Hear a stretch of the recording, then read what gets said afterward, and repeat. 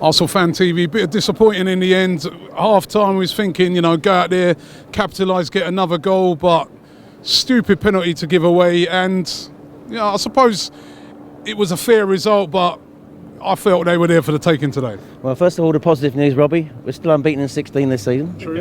On the We lost in November as well. And we are, well, I say 16 game unbeaten run still carries on. And if you stretch back to the end of last season, we're now 26, only one defeat in 26, so we're on a good run. The best other statistic of the day is that we've, in the head-to-head against Tottenham, we now lead them 75-55, so that gap remains. The story of the game really was, I think, the first half, first 20 minutes, I mean, you always feel when you play Tottenham, they're quite an athletic team, a very strong pressing team. You have to match them, and I think we've got better technically gifted players than Tottenham. I think we got a stronger squad than Tottenham. And the first 20 minutes, I liked the way that we matched them in those areas. Mustafi was brilliant at the back, keeping Kane quiet, and he got in one vital header. I also feel that Xhaka was winning a lot of good balls, and we stayed in the game. As the half progressed, we started to get better, stronger in the game. Iwobi missed a golden opportunity, then Theo rattled the post with his shot, and the goal was coming, I felt. And then Mesut with an absolutely sublime free kick forced the error, and we went in 1-0 up at half-time. Now, what particularly annoys me at this place is, and we saw it against Liverpool, is we had the momentum going into half-time. They were there for the taking, Tottenham, I felt. What annoys me is the crowd at the start of the second half. I do not know what our crowd does at the start of the second half in these big games, because it's almost like first half we were up for it. Everybody was really getting behind the team. Half-time comes, everybody's down in the galleries enjoying their Coca-Colas and pies. Second half starts, the crowd are flat, the team sort of don't get up for it, and all of a sudden we concede. And I have to say, I haven't seen it closely, but it looks like it's a slightly dodgy penalty to me. I thought, I don't know. I certainly felt he looked like I don't know. It just looked unnecessary. You know, one of them ones where you just think, why?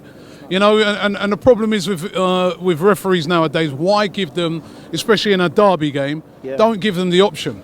I felt that Clattenburg was giving Tottenham a lot of decisions today. I thought he's like a sympathy ref to me.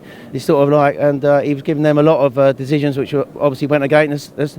I think the important thing in the end was not to lose the game, and that hairy moment when Cech came out of his goal and nearly slipped over. I honestly felt they were going to score and take all 3 points. I thought that in the end, we rallied again.